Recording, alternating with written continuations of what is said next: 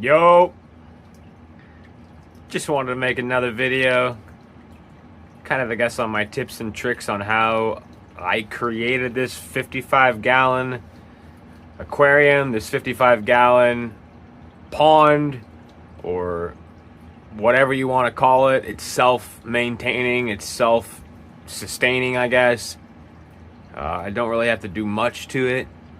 Like I said, it is 55-gallon tank. I am only using a single sponge filter, and that's really just to create a feeding spot for a lot of the shrimp and bottom feeders. And then I have a hang on the back filter up there again, just to create some flow, just so that the fish have somewhere to swim through. Because if you don't have any flow, it's kind of just stagnant. But how I started this whole tank is actually I was driving one day and I found this tank on the side of the road, and I just re-siliconed the corners, and I didn't even take off the old silicone. I literally just put a new bead right on top of all the old silicone, and it's been 3 years now and it's still holding.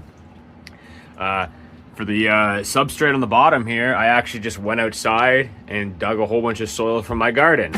I made sure there was no worms or any bugs or anything that I could see in it. I have seen people bake soil. I've seen people add like hydrogen peroxide and try and like mix it around and try and kill everything.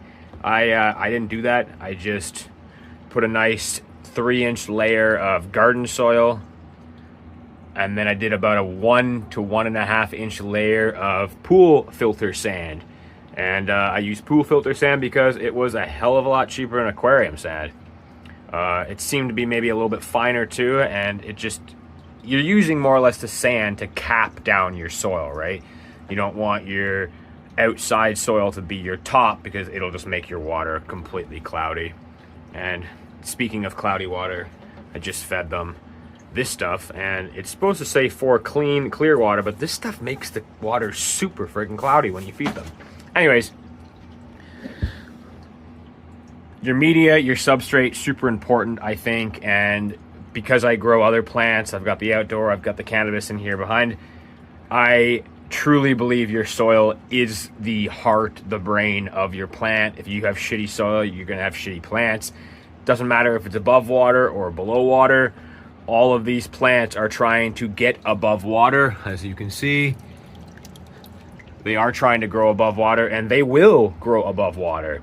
So if you are providing them with a good root zone, they are always going to try and grow as healthy as possible. So solid soil, sand to cap it off, and then over the years, as all the fish start to poo and all that, you start to get that layer of kind of fish waste on the bottom. See all the roots popping up over there.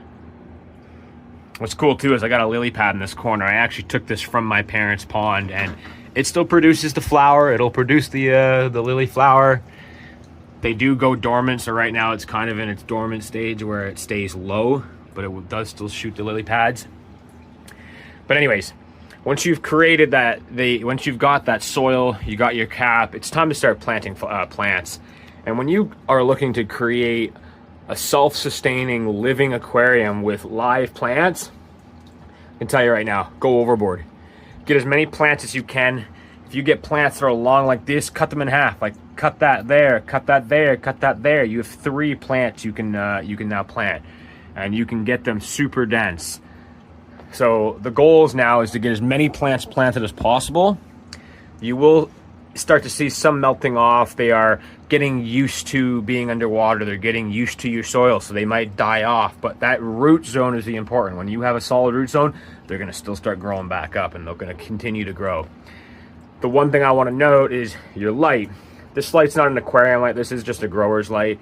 It is not the best for the aquarium. As you can see, it does create stretch.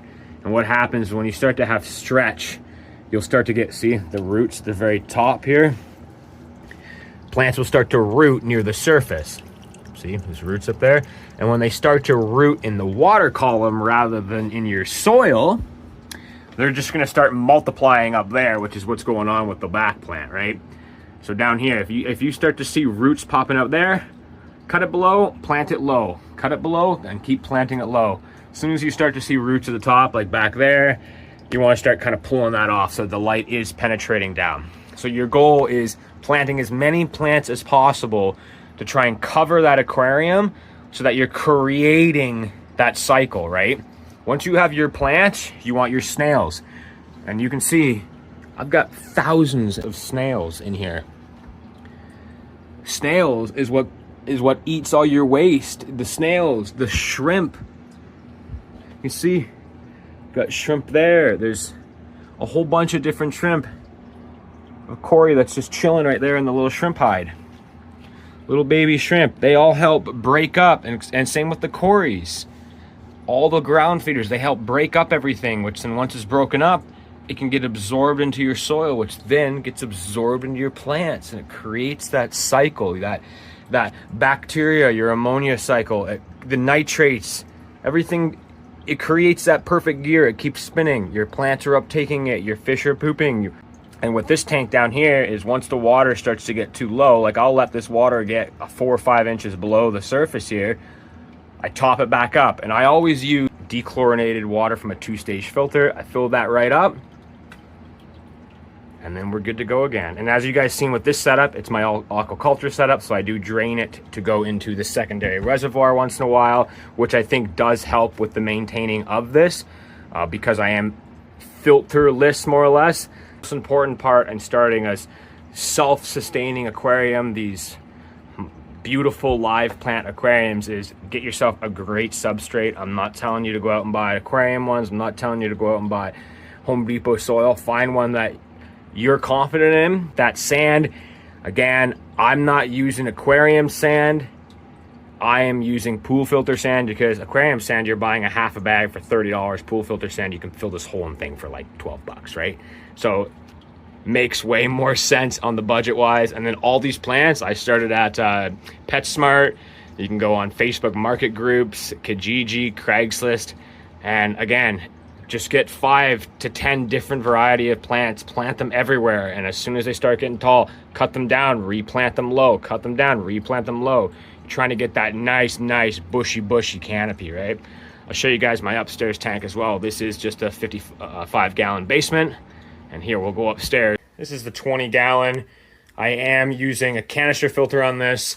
I think when you start to get into the smaller tanks, you're wanting to use this similar setup with the thick substrate on the bottom and kind of the self-sustaining tank. I do really need to trim a lot of these. The ground cover has gotten crazy. No CO2 in this tank, which is really crazy to think.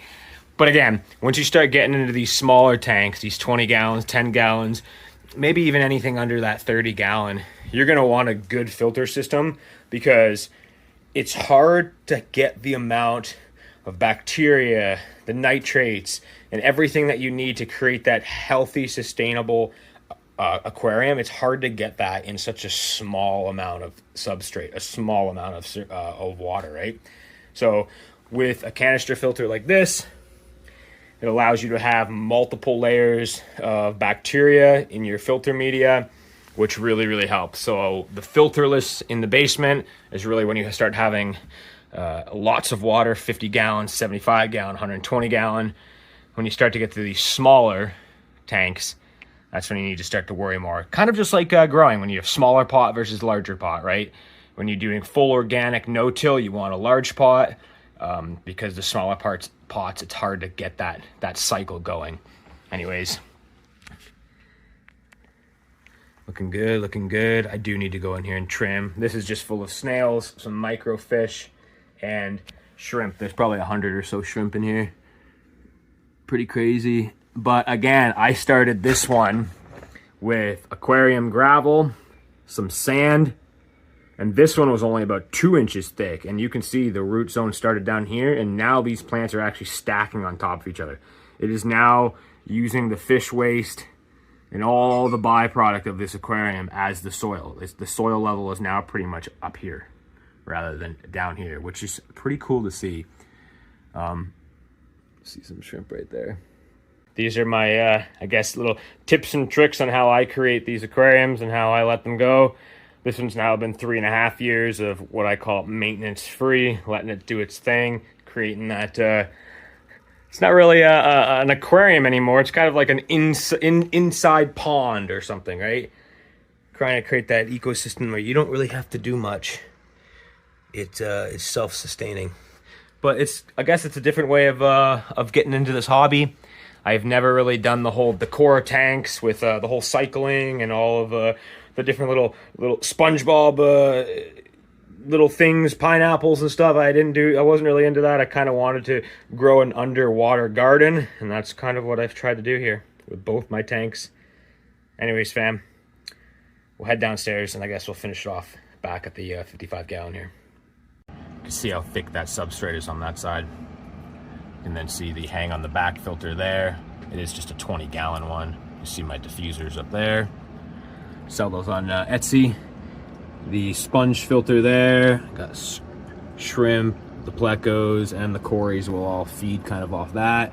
And then I do have a heater in the corner, which I didn't mention before. Pretty much every setup, any style of aquarium you set up, you're gonna need a heater. Nice Congo Tetra there in the middle. But yeah, this is how I have mine set up.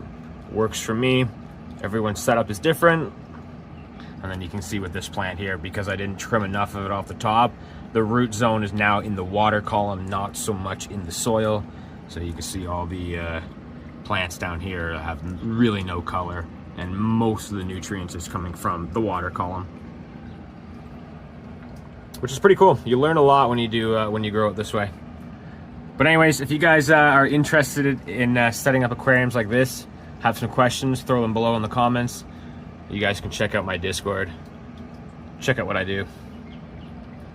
But I hope you guys enjoyed this video. I hope my tips and tricks, and I just hope the visual of just seeing my aquariums helps you in your adventure in this hobby.